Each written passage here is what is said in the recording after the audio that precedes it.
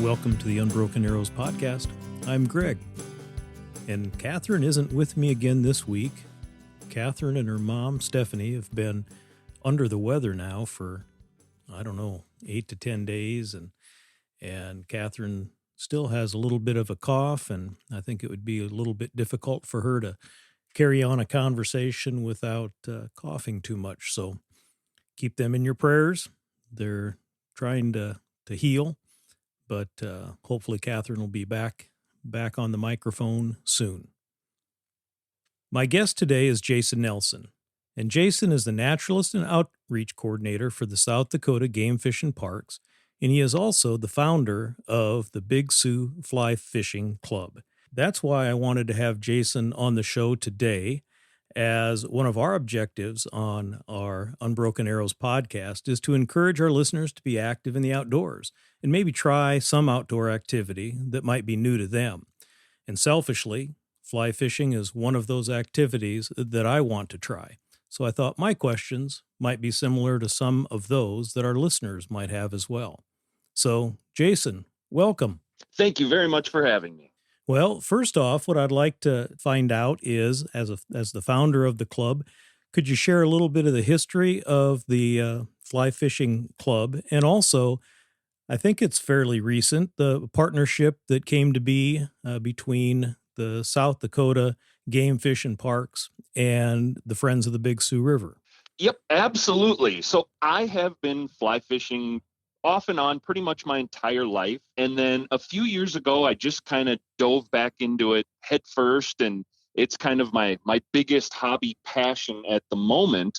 And I just was really struggling with, every time I talk about it here in Eastern South Dakota or teach it at the outdoor campus, you'd hear people comment, well, geez, you must have to go to the Black Hills every weekend to do that. And I just really wanted to show that all you need is water, and you can really fly fish pretty much everywhere in the world. And South Dakota is a phenomenal spot to do that. So as those conversations grew, I realized, well, why don't we show people? Let's get a group together and actually go out and find some really unique and fun spots to fly fish. And then it turned very quickly into, it's such a small crowd of fly fishing anglers around here anyway, that we need to get more people. So we really are kind of marketing to beginners, but we certainly welcome absolutely anyone with a passion for it, because it's just a fun time to hang out. Well, sure. Well, how many people are active in the club right now? On our mailing list, which is about the only way I know to send you updates and flyers and trip information, we're just at 50. But okay, on any given monthly fishing trip, we're anywhere between 12 and 25 people show up. Well, that's a good number to start with, and hopefully that'll grow for you, and hopefully it'll grow by at least one as I get more information about fly fishing and hope to get more active in it. Absolutely. The picture that usually is painted about fly fishing anyway in a person's mind might be a scene, say, from like the movie A River Runs Through It. And oh yeah. And surely that is fly fishing. But you mentioned Eastern South Dakota, and I'm a new South Dakota resident. Even though I've been here a year or so, I figured that my first 59 years were in Nebraska.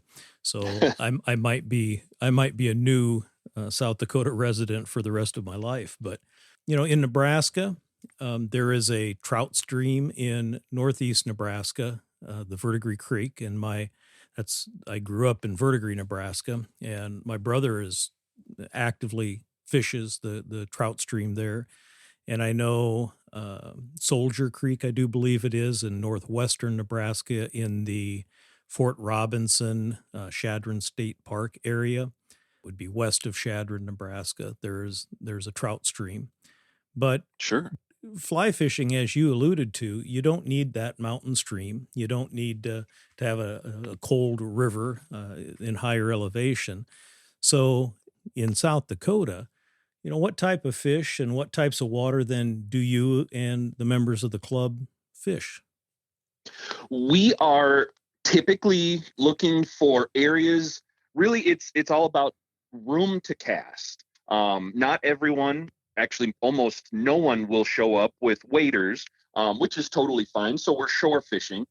So I'm just looking for areas where that big, long, pretty back cast can happen, where you're not throwing it into a tree behind you every time. And Sure. we always fish public water because one of the main goals here is to make sure, okay, we're doing a fishing trip on Thursday, but if you want to go out again this weekend, this water is public. It's for you. So come out and utilize it again.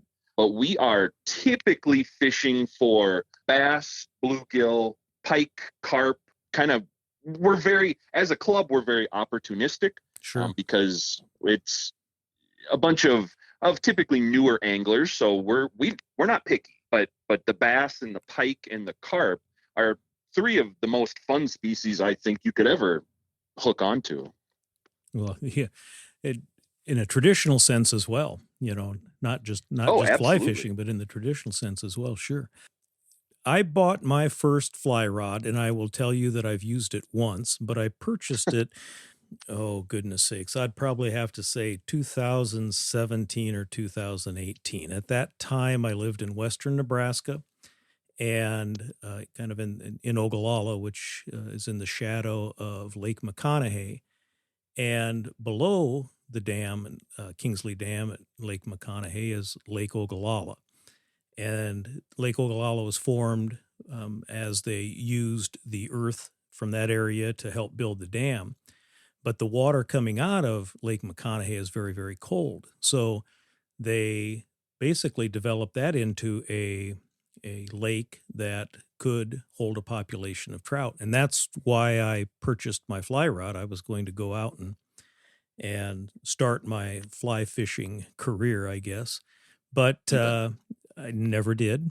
And my only use of my fly rod was catching bluegill up in Minnesota. And, I'll be honest, and when I started to do my research for fly fishing, it's kind of intimidating. There's a lot of vocabulary. Um, Yes. and I'm going to throw some of those words or some of those equipment names out, and if you could address a little bit about, what is a beginner really looking at the very basic level. What does a person need? And Sure.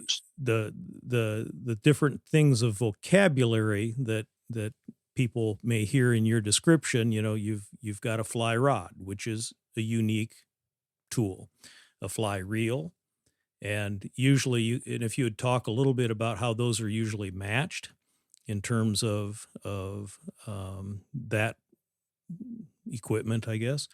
Fly line Yep. is unique. It's not like the monofilament or some of those special braids that you would buy if on a bait caster or a traditional reel.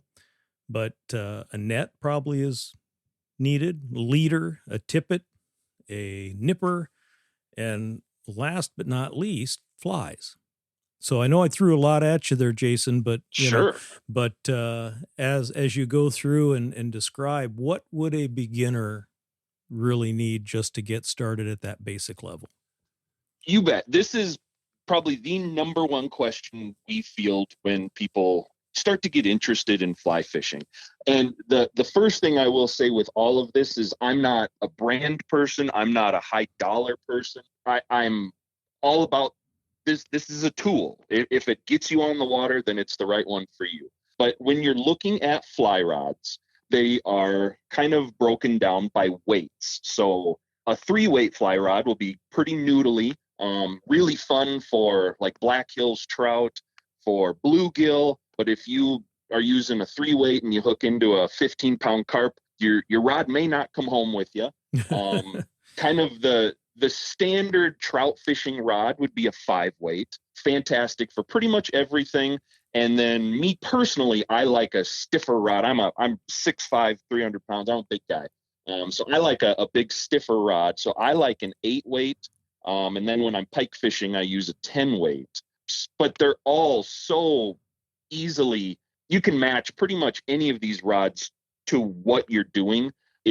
If you have a rod, then that's the right rod for you. But if you're looking, that 5 to 7 weight is a great beginner. And then the reels and the line, you match your reel and line to the weight of your rod. So let's say you went to the store and you bought a 5-weight rod, you're going to get a 5-weight reel, and you're going to buy 5-weight fly line. Okay. There's floating line and intermediate and sinking line. Intermediate sinks a little bit, and sinking line does exactly what it says. For new anglers, I always suggest weight forward floating line. That's the line's going to float on top of the water. The weight forward means there's a bit of a chunkier bit of line at the front to help you cast easier, which is always helpful. Even I love weight forward line. And that floating line is just so universal. Whether you're fly fishing in creeks or even in lakes and ponds around here, you can still sink flies.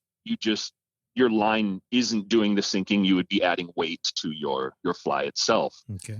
Yeah, I could do this for an hour, but yeah. So then you would buy leaders that also go on the end of your fly line. So your fly line is typically a bright color that you can see, and that is the weight that you are flinging back and forth.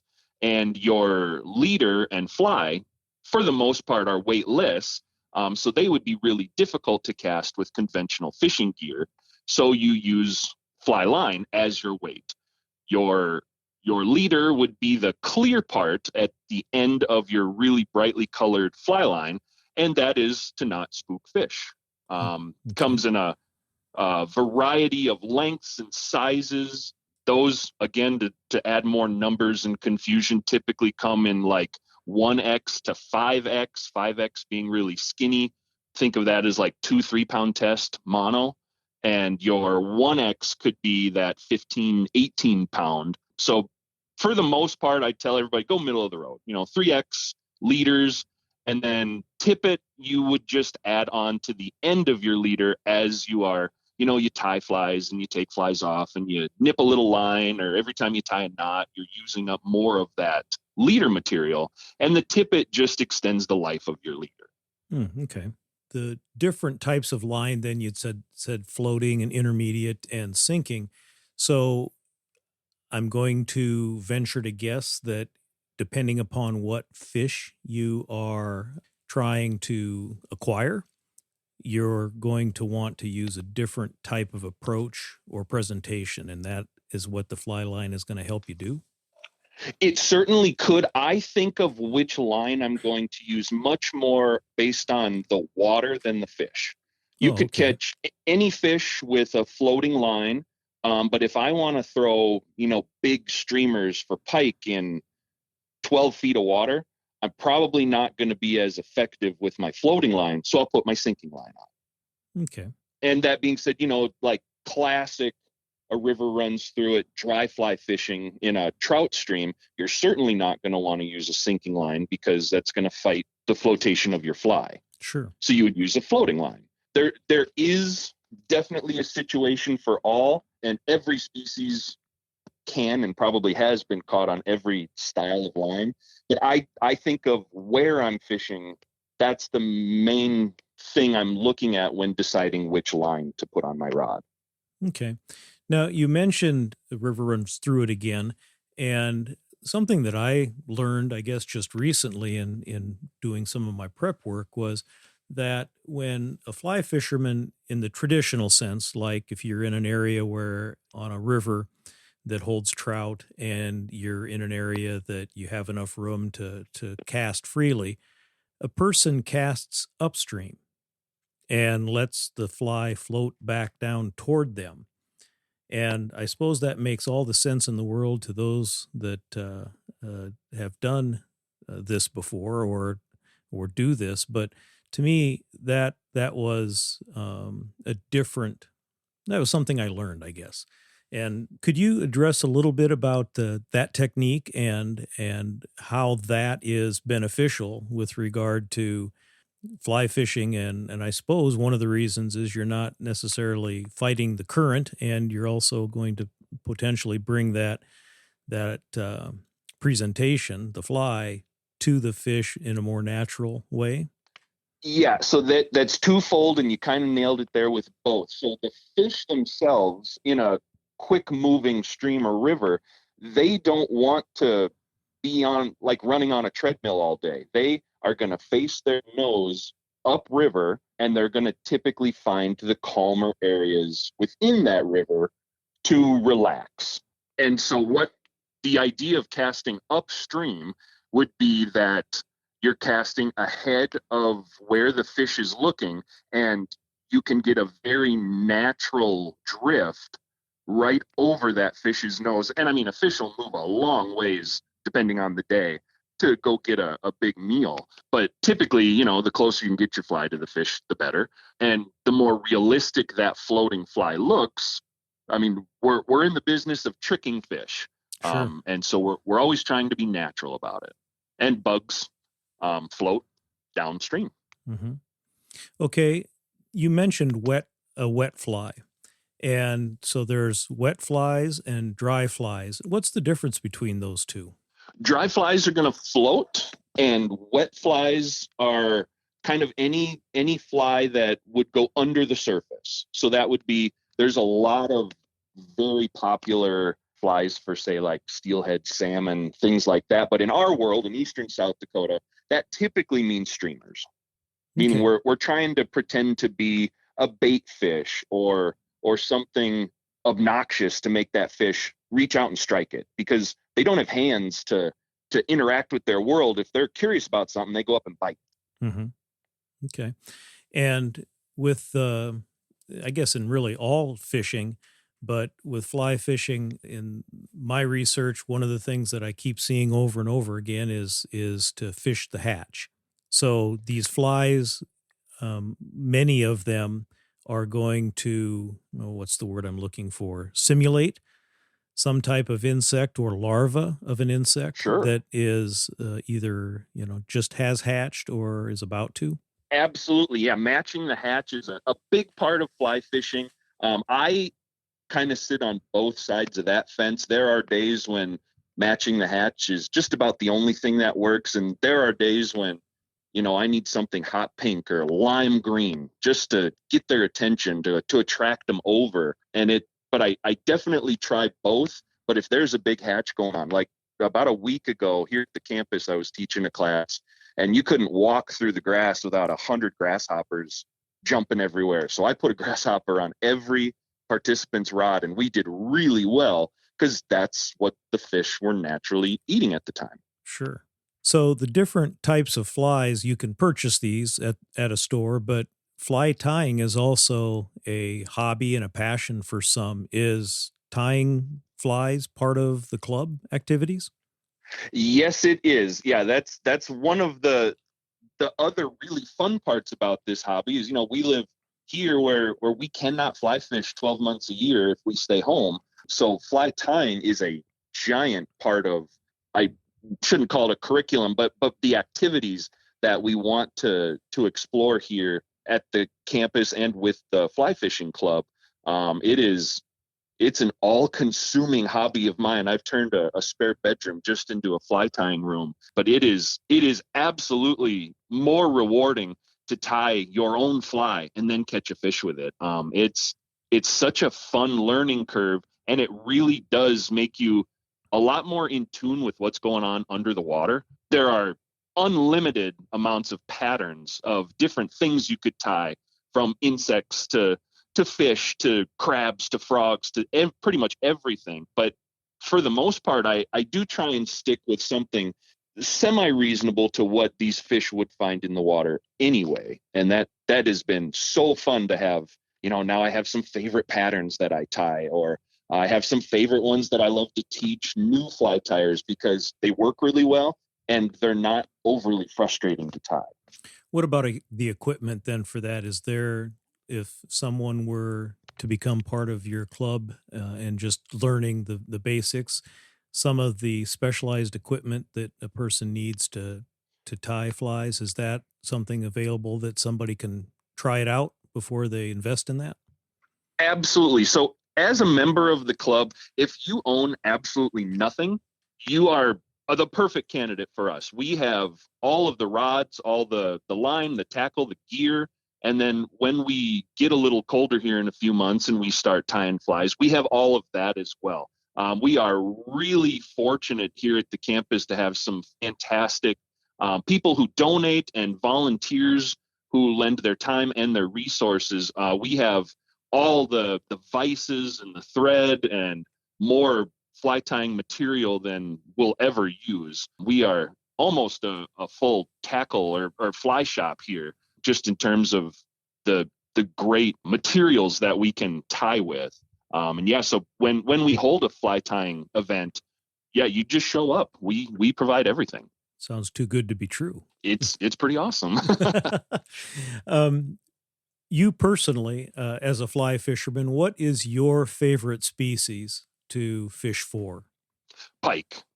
Northern pike is my favorite. And I even when I as a kid being a conventional angler and whether I'm on a boat or on shore, I am typically gonna chase pike first. That's not the answer I expected. I you can blame my dad and my grandpa. That's when I was a kid, we were typically on the Jim River and we were chasing pike. Well, that's cool. And I can only imagine what tying into a pike would be like with a fly rod, especially. It's really fun. I could bet. I could bet. I haven't caught my big one on a fly rod yet, but I've caught a few smaller ones. But yeah, I'm still searching for that big trophy. That monster. Now, one of the things that you talk about, somebody wants to try to tie some flies and you don't need that equipment. And you also mentioned that you're not a, name brand guy type of thing, but there are definitely things that a person starting out would not need. Now, you mentioned like waders, hip waders or chest waders. And Yep. One of the things that I would like to have our listeners really understand is that this is not something that you have to invest a lot of money to get started. Oh gosh, no. And there are certain things like that. I mean, if you wanted to, you could probably go to one of the outdoor stores and purchase a combo that has absolutely everything that you need to go out and throw your first fly. You bet. That's what I started with. And I still send people to this day to, if you're not ready to invest some real coin, which no beginner really should be, right. Go buy something affordable and let's just get you going. I always prefer when people shop locally, and we do have one very good fly shop out in Rapid City, but Amazon also offers quite a few things. Yeah, not being a brand guy, we at the outdoor campus, we do teach how to build rods as well in the wintertime.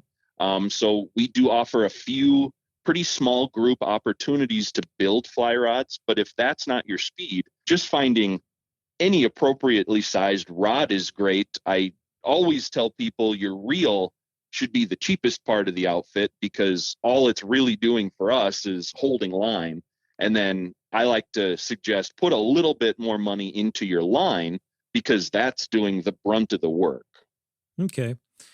Well, that was one of my questions that I wanted to ask, and you led right into it. You talked about the reel, and if somebody is familiar with, say, casting with the spinning reel or trolling or those types of things and latching into a northern, the reel of a fly fishing rod, or the retrieve, I should say, of the fly fishing experience isn't quite the same, is it, as say regular bait cast fishing? No, it's completely different. You're really not using the reel to do anything but store the line. So yeah, when you're fishing, you'll pull a bunch of line out and you cast out. Say we're pond fishing for pike. So you'll pull out about as much line as you think you can cast and cast your lure out there, your fly, and then you retrieve not by spinning your reel, but just by pulling your line in or stripping it in. And as you strip it in, it just kind of falls down by your feet. And that, again, is why the reel isn't really that important in my mind, because the only time you're really using it to crank line is typically when it's time to pack it up and move spots or go home. That being said, if you hook into a very big fish, that fish will pull line.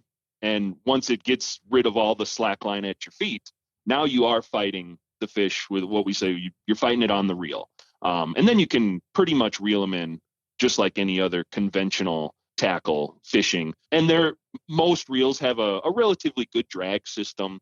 But as you get higher up into price of reels, what you're paying for oftentimes is either the brand name or the shininess or the drag system, which does become very important, if you're going after saltwater species or very large fish. But again, here we're typically targeting bass and bluegill and crappies and things like that. Okay. So when we talk about fishing line like the monofilament, or I mentioned some of those specialized braids, there are different types of knots that will work with certain types of fishing line. Are there any knots that are unique to fly fishing that a person would need to learn? I don't know if I doubt they're unique to fly fishing, but a few good ones I love. There's a perfection loop. And there is, when I'm building my own leaders, I'm using either blood knots or like double surgeon's knots. But then when I'm tying flies on, I'm either doing a loop knot or just a good old cinch knot, improved or regular cinch knot, Okay. what I would call a fisherman's knot. Sure. Okay. Well, that makes it a little bit less intimidating right then and there. Yeah, if you know 2 knots, you're good to go. Good. Okay, so you mentioned that you're not able to fly fish in this part of the country all year round. So you've got different activities that you do in the wintertime, like tie flies. So what types of events do you have, and how often are these events held as part of the club? For the fly fishing club, we meet once a month. Okay. And it's pretty much always one of the last Thursdays of the month. I started the club saying it's the last Thursday of every month, but as we get closer to holiday season, that becomes tricky with Thanksgiving and Christmas. So Sure. We're moving it around a bit, but it will almost always be one of the last Thursdays of the month. Okay. And then as interest grows, or if people, geez, that was great, let's do it again. I mean, I'm more than happy to offer more. We're just, at the moment, we're doing one a month. Okay. Now, I mentioned the Verdigris Creek, which is in northeast Nebraska, and the trout stream there. And that is a very narrow and fairly wooded area. So really getting out and casting like a traditional fly fisherman would isn't probably going to happen. How would a person use their fly rod equipment then to fish an area like that? Yeah, fishing tight spots is tricky. I mean, there is some frustration with that, whether you've been fishing forever or not. Getting hung up is just kind of part of the game. But you don't have to cast a mile. I mean, a lot of fish are caught within 6 feet of where you're standing in those smaller creeks. And so oftentimes our rods are pretty long. The standard ones around here are typically 9 foot. So even, just a little, there's probably a professional name for it, but like a little flick cast, just get your line out just a little bit farther than the tip of your rod. And as long as you're kind of playing the sun and not walking right on top of fish, you can get fairly close and still find some success that way.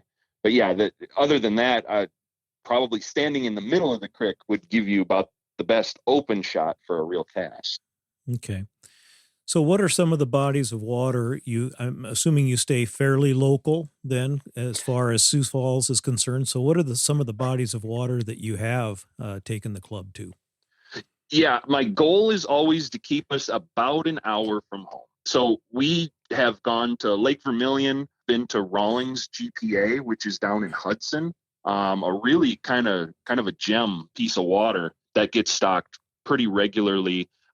We've done Lake Lorraine, which is right in the middle of Sioux Falls. It is Sure. private, but they are a really great partner with Game Fish and Parks, and they give us permission from time to time. We had to do that because of weather. Really fun little lake. We went down or over to Brandon and fished Split Rock Creek, right there in Brandon, McCarty Park. That was a really fun day. Really cool area. I'd never been. I just heard, oh, you got to go fishing there. And it was really cool. A lot of bass, a lot of carp. And then for September, we're going to go hit up a brand new pond in Crooks, the Heritage Pond. It's a kind of a local urban fishery that is it's built for fly fishermen. There's no trees around. The weeds are well managed because it's brand new, and it's been freshly stocked with crappies. So we're going to give that a shot this month. So then if somebody happens to be listening to this podcast or comes across somebody that's already a member, how do they get in contact with you, or how can they learn more about the different opportunities that the club provides?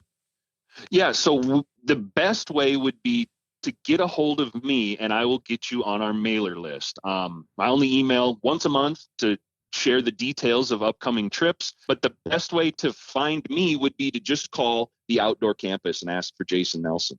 And do you then meet at the outdoor campus then some of the times? Like to I guess you said that though already. You do that when you in the wintertime and to tie flies and such. Yep, if we're having guest speakers or if we're tying flies, doing any of that classroom style stuff, we will always be at we will mostly be at the outdoor campus. But for our fishing trips, we just meet at the lake. If I understand right, this partnership between the Fly Fishing Club and the Friends of the Big Sioux River is somewhat new, somewhat recent.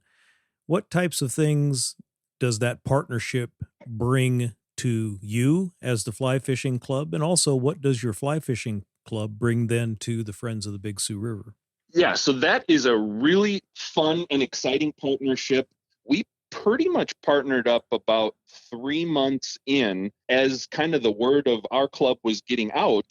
Their head guy, Travis, reached out and said, well, I'm thinking of starting a fly fishing club too. And I thought, well, we certainly don't want to fight each other. Let's just join forces and we'll just do one club. And so the perk there is that in the summer months, I kind of handle the actual fishing events because I have the gear and the outdoor campus is such a great place to get people going in that sense. But then as we get into the cooler months, the Friends of the Big Sioux will cover a lot of the guest speaking, the more knowledge building parts of fly fishing, whether we talk about water quality or invertebrates and insects and things in the water. Not to mention now we just have 2 different areas of town or avenues where we can market each other's goings on. It's a really great partnership. It sounds like it is. One of the questions I have here is, I enjoy kayaking. I have a fishing kayak. Is fly fishing from a kayak something that you would recommend, or is that something that maybe there's too many things going on? If you are a competent kayaker, then absolutely. I fish out of a small little plastic boat as well from time to time. The only thing that really gets tricky is if you're really trying to lock onto a spot, the wind will blow that kayak around because you're not hanging on to the paddle.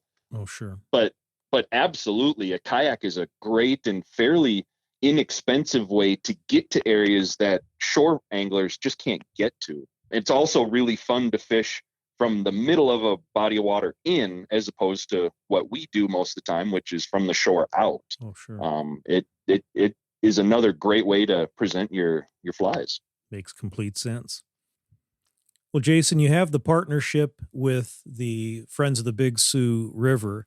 So do you have any other partnerships with groups or events in the surrounding area that you help promote and teach fly fishing?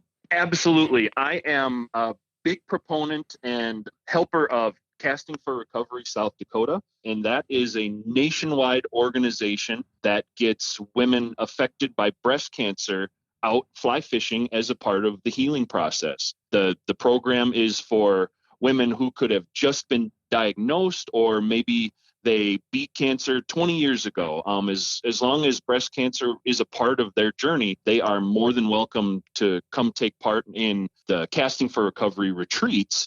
And here in South Dakota, we're going to do our second retreat here in October, and I am the fishing guide coordinator. So it's my job on the last day of their retreat. They actually get to go fly fishing with a guide, and it's my job to make sure we have guides for them. I am familiar with that program, as I interviewed Linda Lovegren, who is the Nebraska coordinator, and they're having an event late September in Nebraska at Ponca State Park. And this South Dakota this year, last year it was in Sioux Falls, if I'm not mistaken, and this year it's in Waubay. Last year it was in Custer, and this year it's in Waubay. Yep. Okay. Wow. Was I off? Only a few hundred miles. Well, Jason, I hope to meet you soon in person. I'm going to make every effort to be down there at the end of September at Ponca, and then we'll be able to visit again. That sounds good. I'm easy to spot. If you're 6'5", yep. Okay. Thank you, Jason. Thank you. Our immediate family has experienced cancer-related deaths as a result of leukemia, prostate, and ovarian cancer. It would be safe to say that every one of us has had our lives impacted by cancer in some way.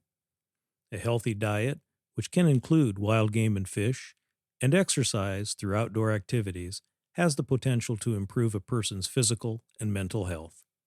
At any age, if you are active, stay active.